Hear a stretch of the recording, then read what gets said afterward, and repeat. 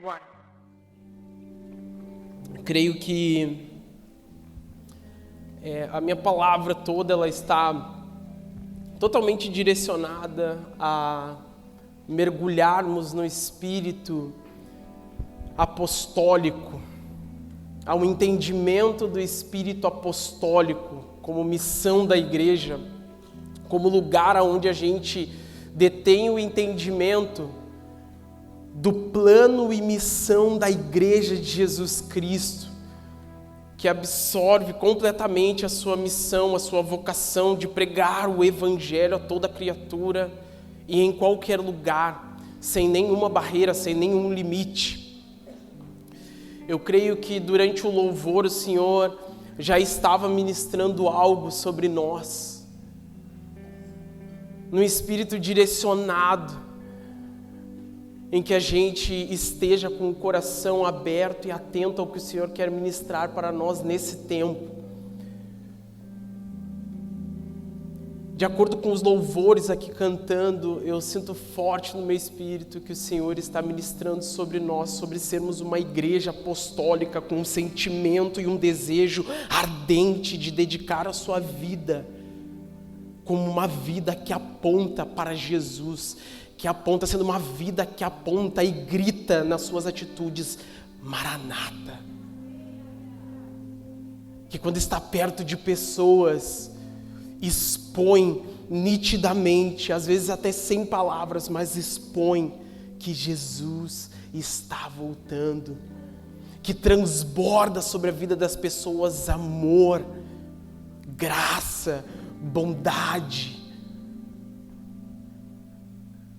Desde os louvores eu creio que o Senhor está ministrando isso sobre nós, a minha palavra vai ser totalmente direcionada a isso.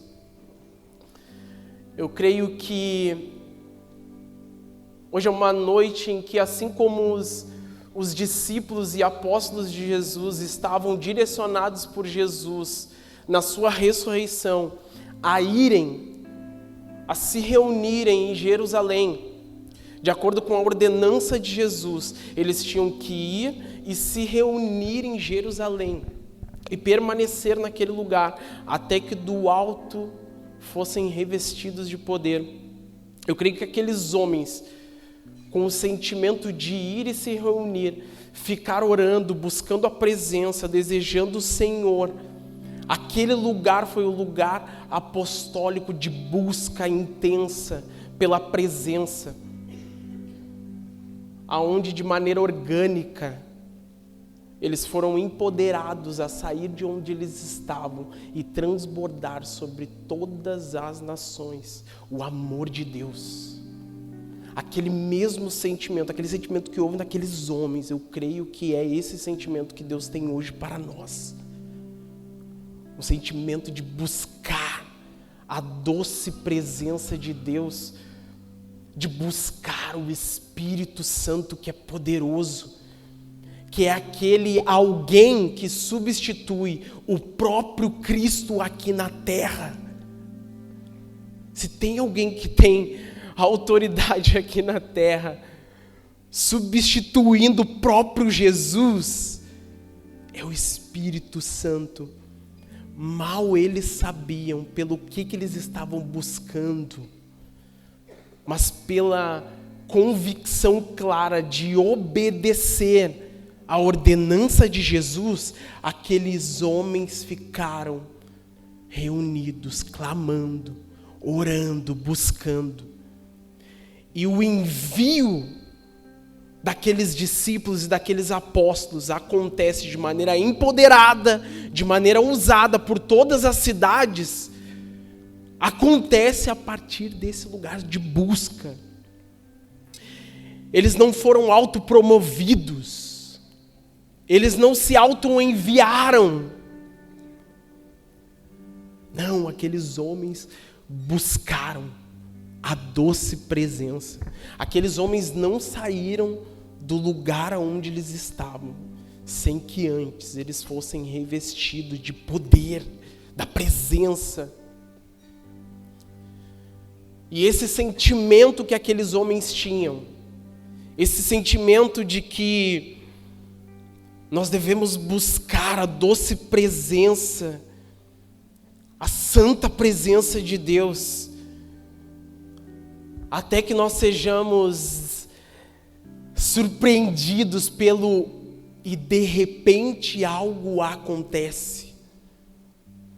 Sabe, buscar a presença sem uma pretensão específica, mas buscar a presença porque Ele é digno, porque Ele é bom, porque o nosso Deus é maravilhoso e não há um lugar melhor para que nós possamos estar, mas sim esse desejo de estar na doce presença, até que nós sejamos surpreendidos pelo doce Espírito, mas por conta de que nós não estávamos desejando algo material, nós não estávamos diante da presença como pedintes, nós estávamos com esse desejo, como nós cantamos aqui, aguardando o Rei das Nações, aquele que em sua coxa está escrito Rei dos Reis e Senhor dos Senhores.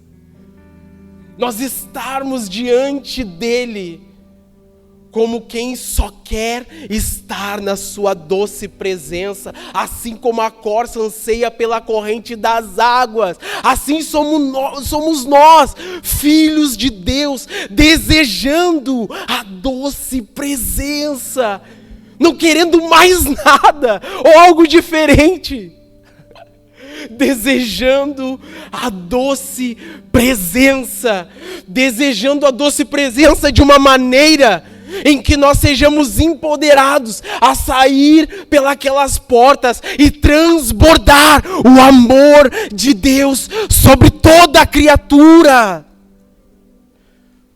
de uma forma que ninguém venha nos conter, e nós não sejamos pegos pelos pensamentos que nos rodeiam perante o mundo, de achar que devemos ministrar a pessoas específicas, mas sim de que nós devemos transbordar o amor de Deus, que transbordou sobre as nossas vidas, sem medidas, sobre os outros também, sem julgar, sem apontar, sem fazermos acepções, sem acharmos que alguém merece ou alguém não merece. Se o amor de Deus transbordou sobre as nossas vidas, quem somos nós?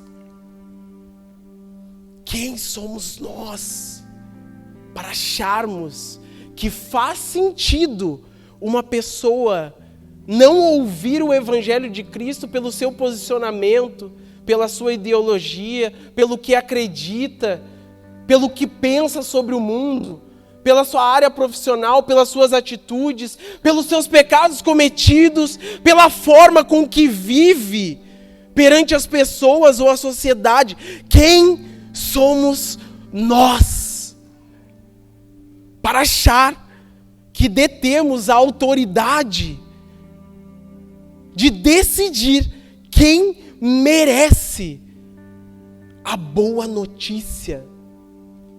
Quem somos nós?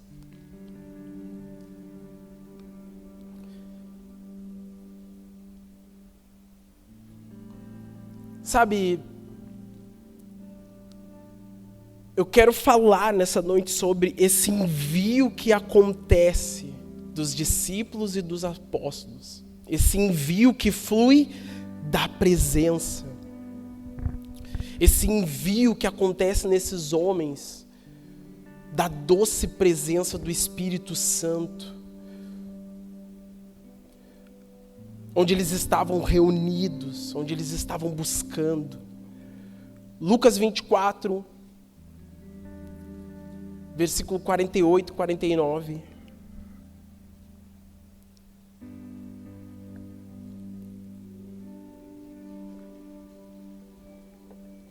Vai nos dizer assim: vocês são testemunhas dessas coisas. Eis que envio sobre vocês a promessa de meu Pai. Permaneçam, pois, na cidade, até que vocês sejam revestidos de poder que vem do alto. Atos 1, versículo 4 e 5. Se quiser só acompanhar.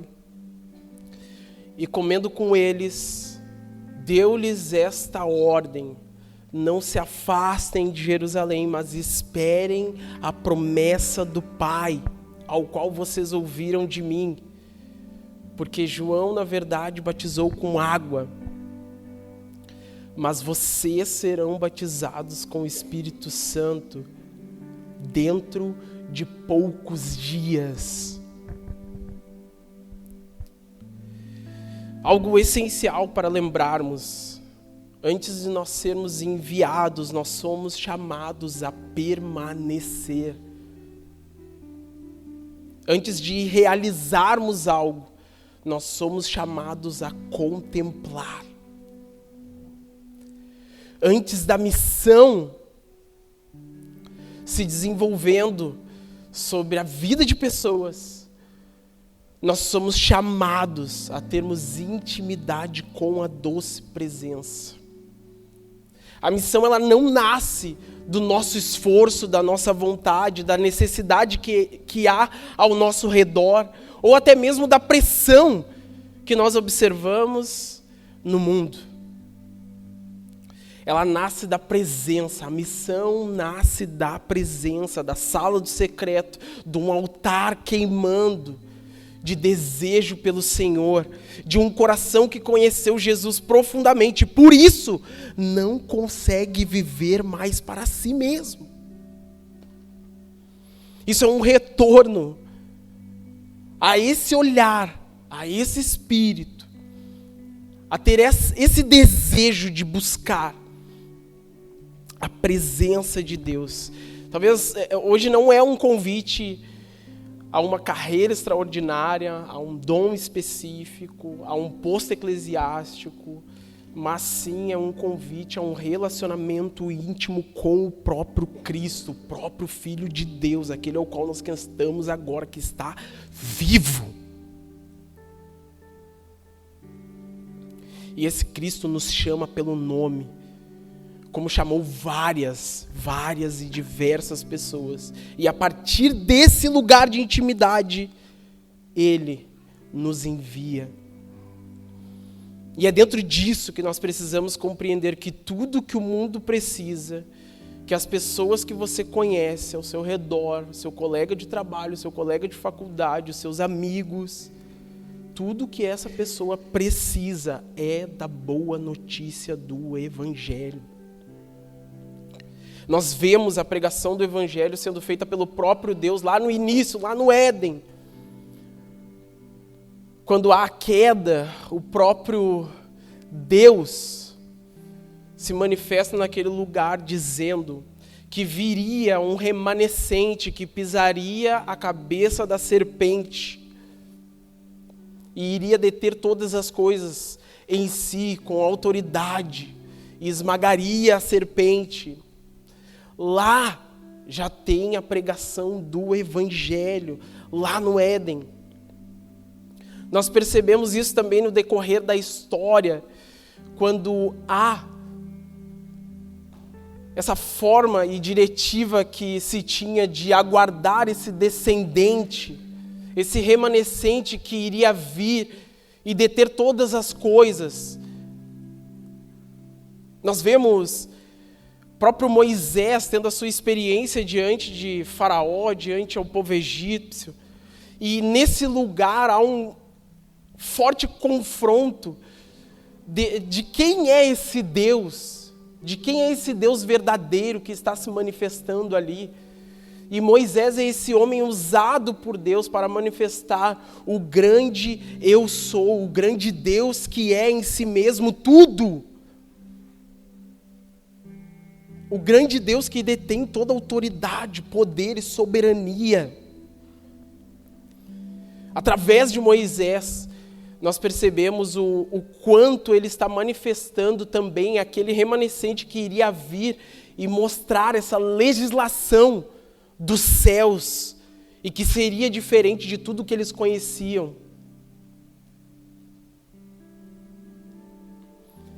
Nós vemos no decorrer da história Isaías anunciando aquele descendente que viria como servo sofredor. Em Isaías 53 ele fala muito sobre isso, sobre aquele que viria, iria sofrer, iria padecer, iria ser um homem de dores. Esse homem iria ser moído na cruz.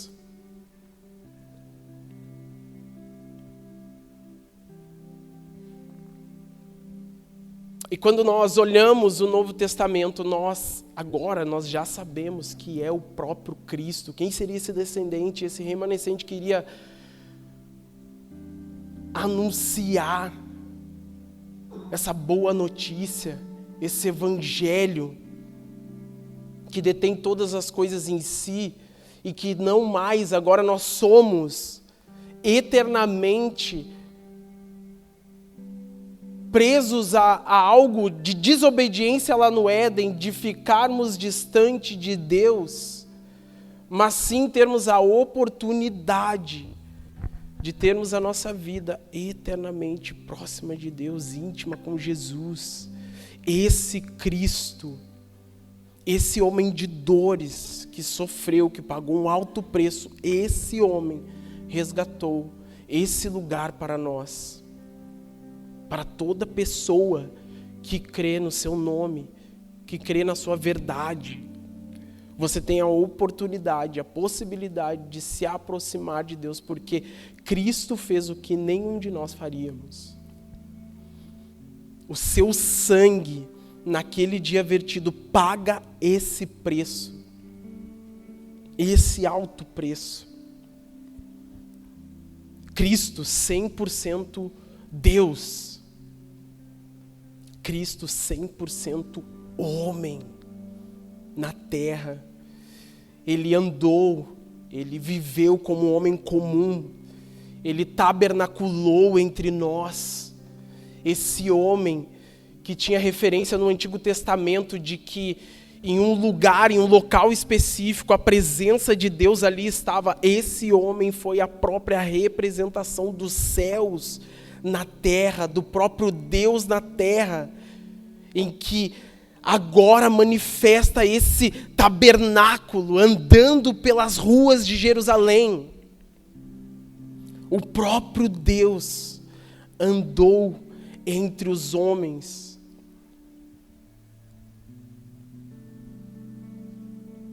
E é isso que Cristo, na cruz, com o seu sangue, resgata para nós. É isso que, naquele dia, Ele resgata para nós. Um acesso, um novo e vivo caminho. A forma em que podemos agora nos achegarmos a uma região celestial. Termos proximidade com Deus, intimidade com Deus. Naquele dia Ele estabelece uma nova aliança. Abre aí comigo Mateus 28, 18, que vai dizer assim: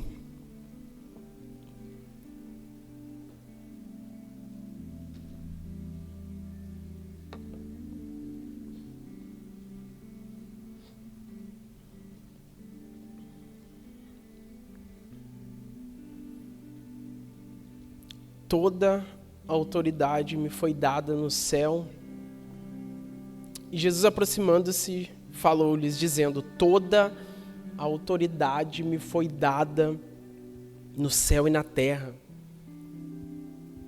Portanto, vão e façam discípulos de todas as nações, batizando-os em nome do Pai, do Filho e do Espírito Santo, ensinando-os a guardar todas as coisas que vos tenho ordenado.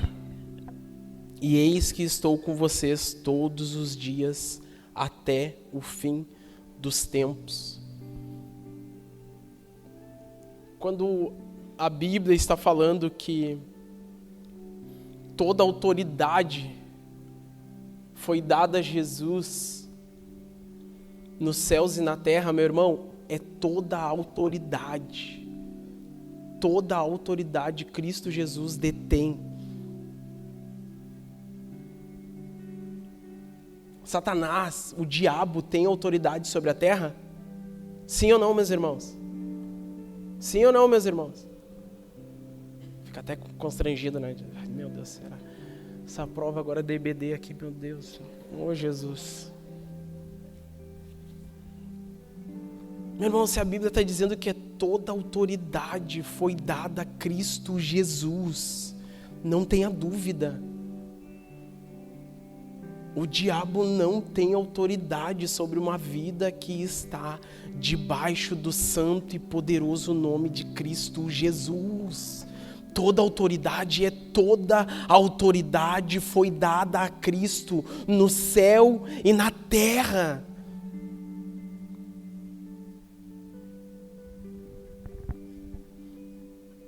Não viva como alguém que está buscando provar como deter essa autoridade aqui na terra. Nós só temos autoridade pelo nome de Cristo Jesus. Estando nele, nós temos autoridade. Vivendo nele, nós temos autoridade. Não tenha dúvida disso, não tenha receios quanto a isso.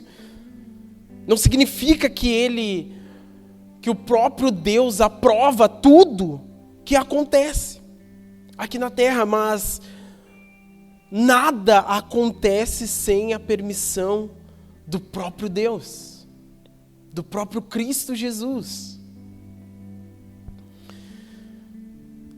Eu não sei o quanto você está absorvendo as palavras que estão sendo ministradas até aqui, mas aquela parte B dos versículos ali, meus irmãos, o Marco tem batido na nossa cabeça constantemente.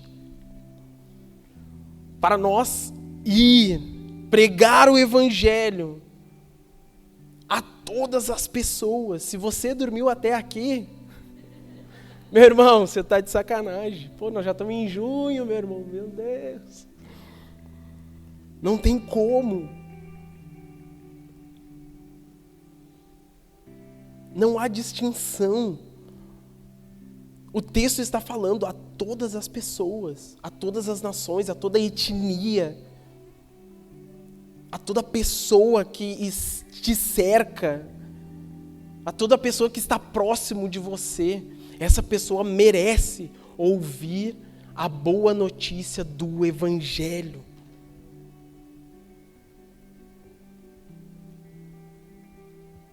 Nós não precisamos viver com dúvida do nosso chamado. Nosso chamado primário é ter uma vida íntima com Jesus. E após esse lugar de intimidade com Jesus, nós vivemos esse anseio que o próprio Deus tem de alcançar todas as pessoas, de transbordar o seu amor a todas as pessoas. Ter intimidade com Jesus tem que ser o desejo do nosso coração primário. E desse lugar nós saímos para cumprir a nossa missão e o nosso chamado. E essa missão é de comunicar o Evangelho a todas as pessoas, transbordar o amor de Deus sobre Gravataí. Transbordar, sem acepção de pessoas, transbordar o amor de Deus. Quando nós olhamos Lucas 10, nós vemos aquela cena de Marta e Maria vivendo aquele momento em que uma está atarefada diante de Jesus, com os afazeres da casa, organizando as coisas. E é legítimo esse desejo de Marta, de arrumar toda a casa. Há uma presença muito importante na casa, e é o próprio Jesus. É legítimo esse sentimento. Mas quando Maria está usufruindo daquele lugar que Jesus no texto está falando que é a boa parte, e nós podemos traduzir também como a boa obra, como esse lugar diante do Senhor, nós precisamos entender que Jesus não está naquele lugar, e eu creio nisso, Jesus não está naquele lugar como quem repreende Marta de uma maneira braba, né? Chamando ela, Marta, Marta! Tipo, brabo, indignado com Marta. Não. Eu acredito que Deus está de uma maneira suave, falando com ela, Marta, Marta, o que você está fazendo talvez seja correto, mas tem algo melhor. E eu só estou te falando isso porque eu quero intimidade contigo, relacionamento contigo, porque eu te amo. Creio que Jesus não está xingando ela, apontando o dedo para ela, não. Eu creio que Jesus está chamando ela, e nós vamos ver isso, diversas referências na palavra, com diversos homens, quando Deus chama pessoas, cita 2 vezes os nomes de pessoas, Deus está chamando essas pessoas para intimidade. Intimidade. A gente vê ali em Lucas 10, a gente vê com Abraão, lá em Gênesis 22:11, e o contexto é quando Abraão está indo sacrificar o seu filho, sendo obediente à própria palavra do próprio Deus. E Deus ressoa a sua voz dizendo: Abraão, Abraão. Não como quem está xingando, mas como quem provou o coração de Abraão e viu um amigo. Provou o coração de Abraão e viu nele um amigo, alguém próximo. Alguém que era capaz de sacrificar aquilo que tinha, que mais desejava nas suas mãos. A gente vê em Moisés, em Êxodo 3, quando Deus ressoa a sua voz sobre Moisés, diante da sarça ardente. E Moisés, naquele contexto, naquele lugar, está sendo chamado pelo próprio Deus, mas primeiro Deus está chamando ele para um relacionamento íntimo, em que ele tivesse reverência com a presença de Deus, em que ele se colocasse naquele lugar como quem quisesse a doce presença do próprio Deus.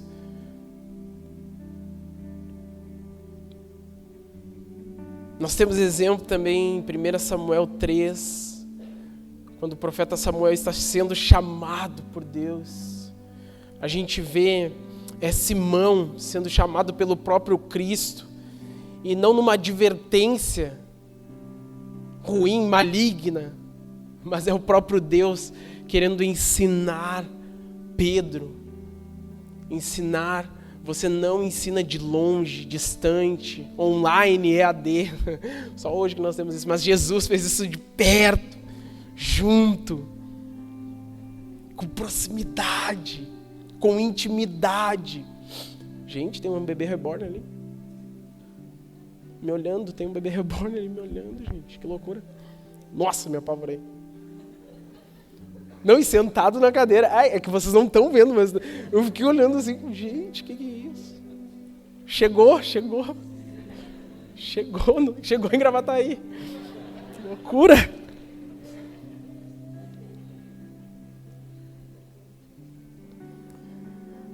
A gente vê em Atos 9, quando o próprio Deus, no caminho de Damasco, encontra Saulo. E a experiência de Saulo, ela é sobrenatural. Ela é um momento que impacta a vida de Saulo. E Saulo,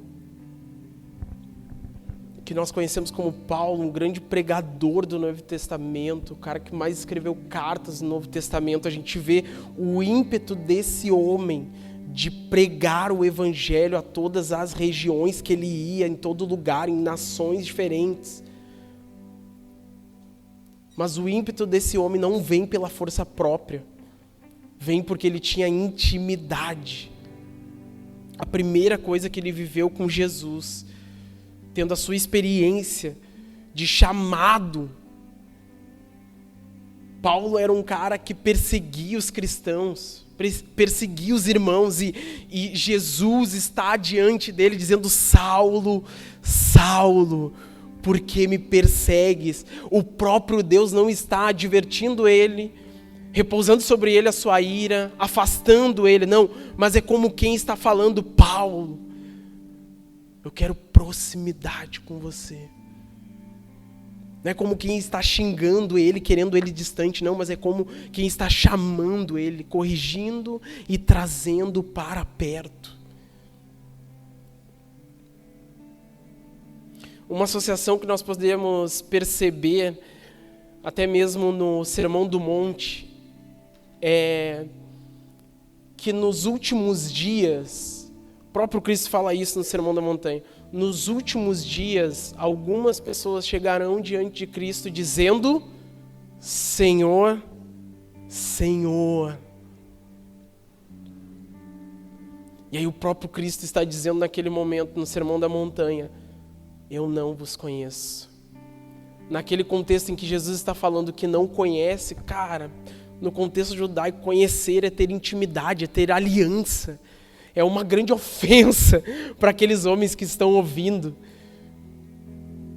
Imagina, para alguém que fez tantas coisas e dedicou as suas vidas, os caras dedicam as suas vidas ao Senhor, você ouvir isso do próprio Deus: eu não te conheço. E às vezes nós podemos ser pegos da mesma maneira como Marta, fazendo coisas que são legítimas. Mas talvez a gente está fazendo naquele mesmo intuito daquela casa, como alguém que está preparando as coisas dentro de casa, alguém que está ajustando as coisas, preparando o café, ajustando as coisas, e aí vem com uma bandeja diante de Deus e entrega diante de Deus, e aí entrega diante de Deus e sai, aí daqui a pouco vai lá e fica atarefado de novo e faz mais algumas coisas, ajusta mais algumas coisas, aí daqui a pouco vai de novo na presença de Deus, e diante de Deus com o cardápio: ó Jesus, eu estou te entregando aqui. Às vezes a gente está nesse mesmo cenário dessa casa de Lucas 10. Fazendo para Deus, mas não fazendo em Deus. Junto com o próprio Deus no processo. Moldando o nosso caráter, moldando a nossa vida. Tendo como direcionamento o guiar do Espírito Santo. Essa é a declaração do próprio Cristo para aqueles que seriam seus discípulos: receber, ser revestido de poder do Espírito. E aí, como Paulo vai dizer em Romanos, que nós deveríamos ser guiados pelo Espírito. Filhos maduros são guiados pelo próprio Espírito. A substituição do próprio Cristo aqui na terra é o doce Espírito Santo. Não há como fazer as coisas sem Deus. Não há essa opção. O próprio Espírito habita em nós, testificando que é o próprio Deus conosco. Não há essa opção de fazer para Deus, sair correndo e entregar na presença e depois sair de novo. Não há essa opção. Mas nós devemos viver a nossa vida. Sabe, uma das coisas que me chama a atenção na vida de Davi é que Davi, ele tem diversos erros, é um cara excelente como um rei, é um cara excelente como um rei, é um cara que teve pecados expostos demais, mas é um cara que vive de maneira verdadeira. Os Salmos 27, nós vemos que ele é o homem de uma só coisa, que persegue e busca estar diante de Deus, nos seus atos, na sua presença todos os dias, e dedica a sua vida todos os dias, pecando, sendo falho, sendo errado. É um cara que reconhece: não tem outro lugar para mim ir, não há outra opção, não tem outro lugar para mim ir, falhando, errando. Não tem outro Deus que eu deva servir. Ele continua perseguindo a doce presença de Deus. A vida com esse guiar do Espírito Santo, nós vamos ser convidados a sair desse lugar de carregar um falso fardo. Um falso fardo. Obras que engrandecem o nosso próprio nome. Um falso fardo, porque o fardo de Jesus é leve, porque Ele mesmo está no processo, Ele mesmo está no caminho. Ele está junto. E é isso que no texto de Lucas 10, Maria escolheu, a boa parte, a boa obra, a doce presença de Jesus. Irmãos, não vamos ser hipócritas com aquilo também que é lutar contra os nossos próprios desejos. E Paulo deixa claro isso no livro de Gálatas. Gálatas 5, 16, 17, o próprio Paulo está dizendo: digo, porém, o seguinte, vivam no Espírito, e vocês jamais satisfarão os desejos da carne. Nós não devemos viver como quem acha que vai chegar num lugar em que buscar a Deus, agora é fácil, agora é tranquilo. Viver para o Senhor honrando Ele é tranquilo. Tá de boa, agora tá de boa, tá tranquilo. Não, meus irmãos. Jamais devemos entrar nesse lugar. Nós devemos reconhecer, assim como Paulo está falando, viver para o Senhor é viver no Espírito. É ir contra os desejos da carne. Porque a carne luta contra o Espírito. E o Espírito luta contra a carne, porque são opostos entre si. Para que vocês não façam o que querem. Mas, se são guiados pelo Espírito, vocês não estão mais debaixo da lei. Mas não vivem mais como quem está debaixo da lei. Quem vivia debaixo da lei, vivia nesse cenário, como eu compartilhei aqui, representando a vida de Marta e Maria, como quem quer servir Jesus, vai até o tabernáculo, larga sua oferta diante de Deus. Não, mas vive como o Espírito habitando em mim. Todos os dias eu estou com a minha vida em adoração ao Senhor, desejando o Senhor, querendo mais de quem Ele é, ansiando pelo seu retorno, desejando a sua doce volta. E sabe como nós fazemos isso? Abre junto comigo aí Mateus 24.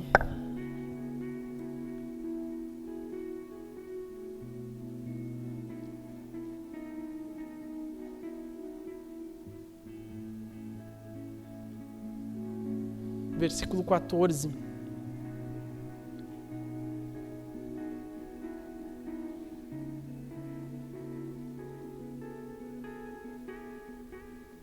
Às vezes, pode acontecer pelos anos de igreja, pelo tempo de vida que nós temos lendo a palavra, pode acontecer nós termos essa perspectiva de que a forma, em que nós estamos adiantando a vinda, a volta, o retorno de Cristo Jesus, é como pessoas que reconhecemos o grande e poderoso Deus, e nós estamos nesse lugar dedicando a nossa vida a levantar diante de Deus um altar de adoração. Isso é legítimo, mas a perspectiva bíblica dentro de Mateus 24 não é que nós estamos aguardando Jesus, nós estamos esperando Jesus. Quando nós olhamos Mateus 24 e olhamos o versículo 14, nós precisamos entender que na realidade é Cristo Jesus que está esperando pela sua igreja. Mateus 24, assim como foi lido aqui, por isso que eu não vou ler ele todo, nós vamos ouvir falar sobre guerras, rumores de guerra, a maldade vai aumentar, o amor de muitos vai se esfriar.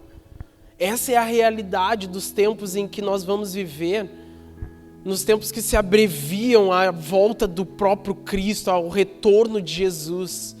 Essa é a realidade do que nós vamos viver. Mateus 24 está descrevendo isso. Mas a realidade de Mateus 24 está dizendo também é que ainda não é o fim.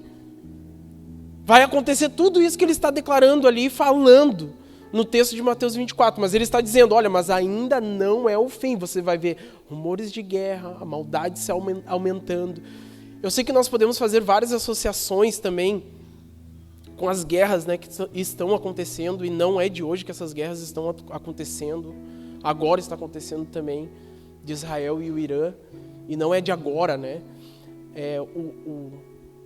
O massacre que aconteceu do 7 de outubro, que é mais recente, se você pegar, tem 2 textos que falam especificamente assim, sobre o retorno de Jesus.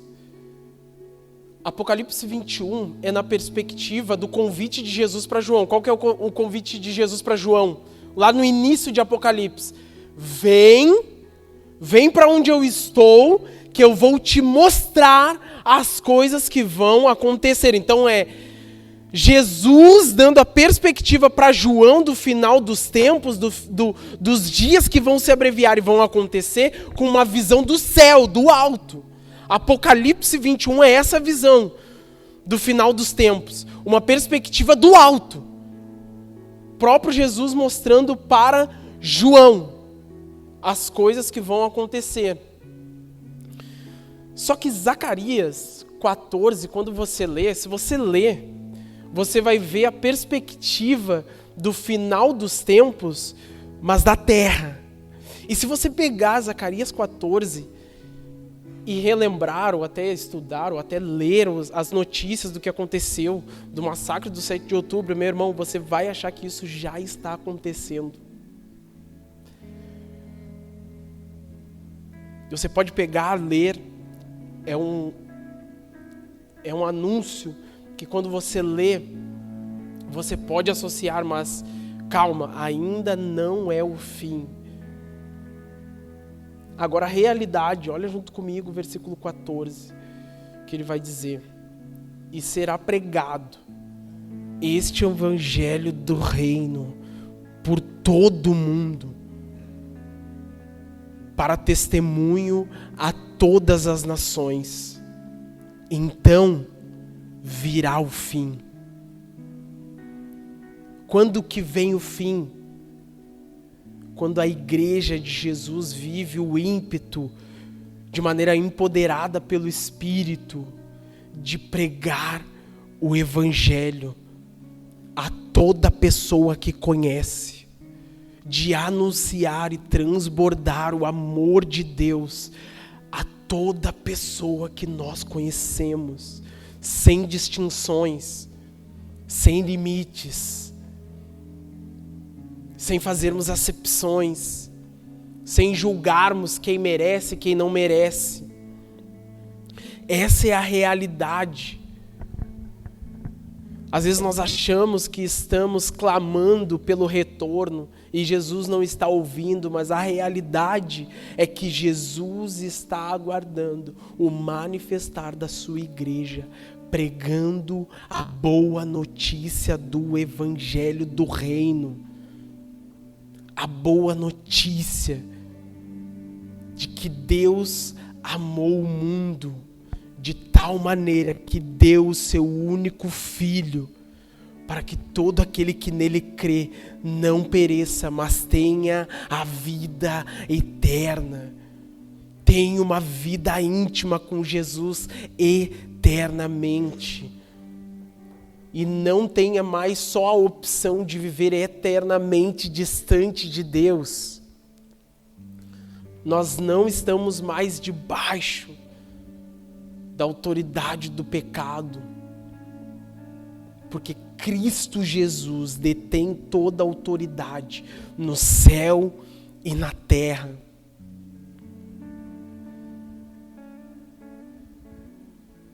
É Ele que está esperando que a igreja cumpra a sua missão.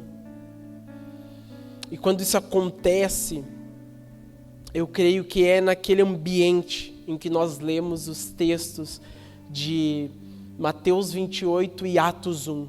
Qual ambiente? Um ambiente em que nós estamos se colocando na glória de Deus, na presença de Deus, desejando o Senhor, desejando o Espírito, almejando ouvir a sua doce voz, ser guiado pelo seu Espírito, vivendo como alguém que não tem pressa, vivendo como alguém que não está atarefado com tantas coisas, mas como alguém que está fugindo desses relances que o mundo dá de pressa, de pressão, e está se colocando com os ouvidos e corações atentos a ser guiado pelo Senhor, a receber mais de quem Ele é. Um coração desejoso pela sua santa presença. Eu creio que o Senhor está derramando sobre nós nessa noite esse espírito apostólico de pessoas que vão se dedicar não só a fazer um autoenvio de qualquer maneira, de qualquer jeito, mas vai viver esse ímpeto e desejo de buscar a santa presença. E desse lugar de ser envolvido pela glória de Deus, vai ser tomado pelo empoderamento do Espírito e comunicar o Evangelho a toda pessoa. Eu creio que o Senhor, nesse lugar, esse lugar em que os apóstolos e discípulos estavam mediante a ordenança de Jesus, era um lugar em que eles estavam reunidos buscando mais da presença, buscando o Santo Espírito, ansiando e desejando pela doce presença, orando, clamando, declarando as suas palavras diante de Deus, declarando a sua adoração. Eu creio que o ambiente apostólico, ele é esse lugar em que nós nos colocamos diante de Deus sem preocupações, sem receios, ou até mesmo com as suas preocupações, mas as suas preocupações sendo colocadas diante de Deus. E pararmos de tentarmos resolver tudo sozinho, do nosso jeito. Mas como quem vai à presença de Deus, reconhecendo que Ele é tudo que nós precisamos, porque Ele detém toda a autoridade no céu e na terra. Eu não corro para tentar resolver as coisas do meu jeito, da minha forma, mas sim eu vivo diante do Senhor como quem reconhece que Ele é soberano. Esse é o espírito apostólico que viviam reunindo nas casas, lendo a palavra, tendo vida comum, ordinária uns com os outros, compartilhando as suas dificuldades uns com os outros, orando uns pelos outros, se encorajando a viver uma vida mais profunda com Deus, tendo intimidade como irmãos. Esse é o ambiente apostólico. Esse é o ambiente em que nós podemos redescobrir a verdade do Evangelho. Esse é o ambiente. Sabe, eu quero que nós agora venhamos a nos colocar aqui. Eu creio que não só eu, assim como o time também está aqui ministrando, eu creio que nessa noite o Senhor tem uma porção nova para nós, sabe? Eu creio que o Senhor tem muito a mostrar para Gravataí através de nós. Cara, eu creio tanto no amor de Deus que pode chegar a todas as pessoas. Eu creio que o desejo pela doce presença de Deus é suficiente para mergulharmos em coisas novas. Eu creio que estarmos diante do Senhor com o nosso coração aberto em devoção é suficiente para que Deus derrame a novidade de vida que nós precisamos. Eu creio que Deus tem a porção para hoje. Eu creio que Deus tem a porção para hoje, o maná para hoje. Eu creio que o seu olhar para viver uma vida diante de Deus como igreja é continuar firmemente com os olhos presos em Jesus, fitos em Jesus. E desse lugar o Senhor vai renovando o seu olhar sobre a igreja, sobre o plano de Deus para o mundo, sobre a missão da igreja aqui na terra. Eu creio que desse lugar você sai com dons, com talentos, você sai com o entendimento da sua vocação, do seu chamado específico, não só o chamado global de pregarmos o doce evangelho a todas as pessoas, mas também o chamado específico que Deus tem para fazer através da sua vida. Eu creio que sai desse ambiente de corações que estão desejosos pela presença. Sabe, eu quero que você se coloque nesse momento junto conosco que estamos aqui ministrando, com o coração aberto, a termos um tempinho agora de clamarmos por essa doce presença.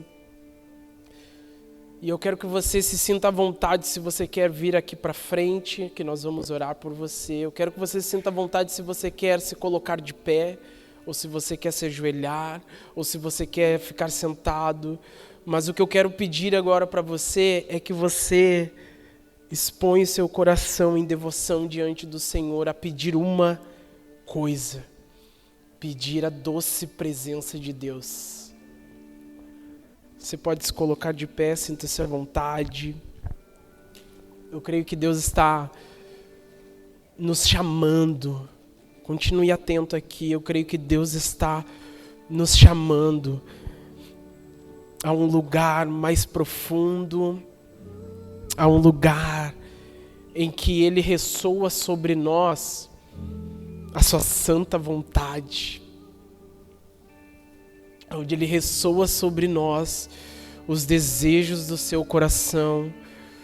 Eu creio que quando nós estamos buscando Ele intimamente, sem desejar outras coisas, Ele vai também mostrando o seu coração a nós, os seus desejos, as suas vontades sobre a terra.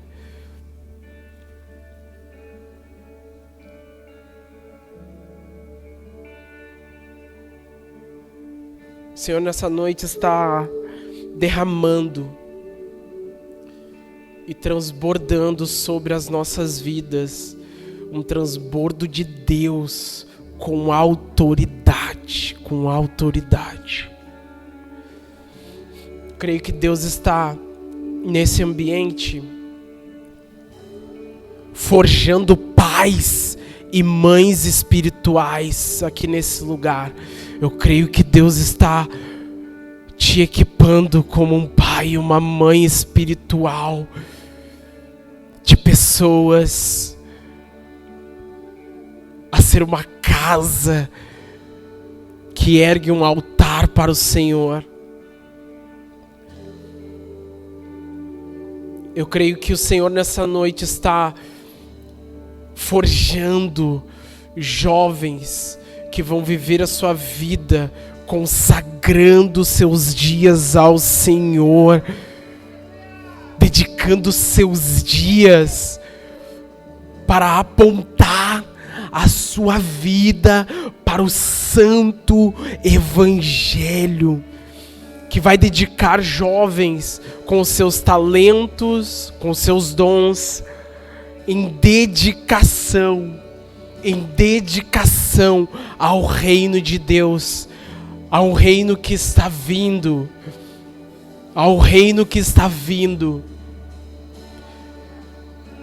Eu creio que Deus está levantando aqui pessoas como intercessores fiéis,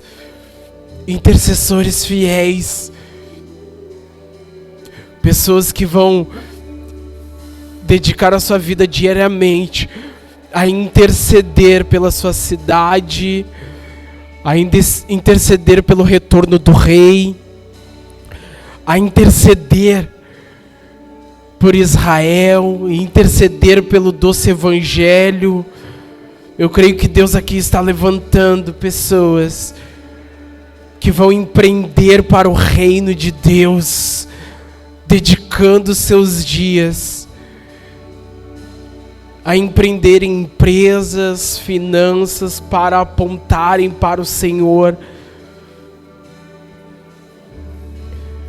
Creio que Deus está forjando aqui nesse ambiente músicos proféticos, Homens e mulheres que vão, através dos seus instrumentos, ministrar ao Senhor. Ministrar ao Senhor como quem ministra a sua doce vontade, como quem ministra o que Deus tem e quer para hoje. Músicos que vão dedicar os seus instrumentos a levantar a melodia de hoje para Deus.